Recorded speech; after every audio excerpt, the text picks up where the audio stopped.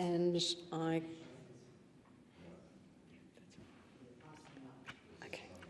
I call the Assistant Minister for Social Services and Prevention of Family Violence. Deputy Chair, I'm pleased to be summing up on behalf of the Minister for Social Services. And this bill amends the Social Security Act 1991 and the Veterans Entitlements Act 1986 to establish a clear legal basis for means testing the income from military invalidity payments affected by the full Federal Court's 2020 Douglas decision, when recipients of those payments also seek support through our income support system.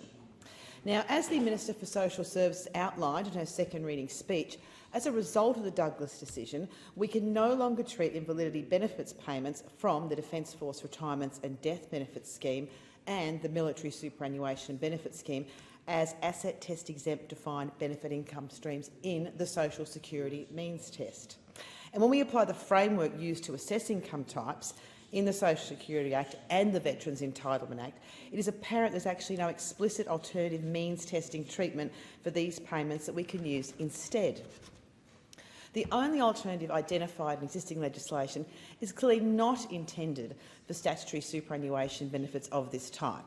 An analysis shows this alternative has significant legal risk and uncertainty, is unclear and would create inequities in the system, including amongst veterans themselves. That's why we need to establish a clear legal basis for means testing these payments in the social security system.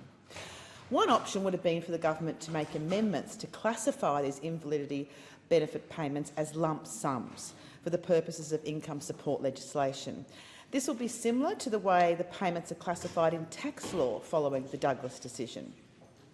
But the Social Security Act and Veterans Entitlements Act are not bound by the way different types of payments are classified in the tax system.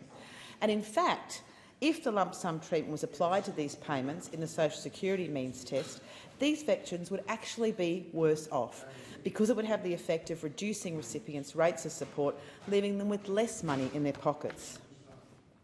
That's why, with this bill, the Minister for Social Services has been introducing a new classification of military invalidity pension income stream in the Social Security and Veterans Entitlements Act to cover the military invalidity payments that are impacted and affected by the Douglas decision. And the assessment of the military invalidity pension income stream within the means test is designed to produce the same result as the historical assessments of the affected invalidity payments.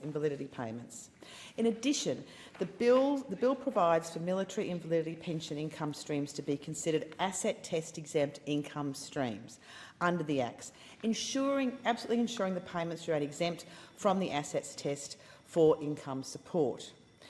In almost every case, the bill will result in no change to the rate of income support veterans or their partners are currently receiving. Importantly, it would also mean veterans and their partners continue to receive income support at a rate that is consistent with entitlements for other income support recipients under existing arrangements, including other DFR, DB and MSBS veterans who receive retirement defined benefit income streams.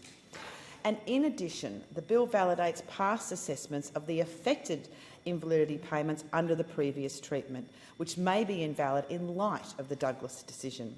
It also gives the Secretary of the Department of Social Services and the Repatriation Commission the power to create instruments under the relevant acts to set out conditions under which other income stream payments can be classified as military invalidity pension income streams if this is required down the track. Certainly, on behalf of the Minister for Social Services, I want to thank the member for Deakin, the opposition, for indicating their bipartisan approach and support that has been taken by the coalition, and also for the member for Deakin for engaging so positively and constructively with the Minister's office and the Minister herself on this really important legislation. With this bill, we are establishing a clear legal basis, where currently there isn't one, for means testing the income from those payments affected by the Douglas decision, when recipients of these payments also seek support through our income support system. And, Deputy Speaker, it's so important to give our veterans certainty for those that have served our nation, and by having this change to it maintains equality in a way different income support recipients are means tested, and it gives that certainty to it. And again, I acknowledge the bipartisan support from right across the parliament on this very important change. The question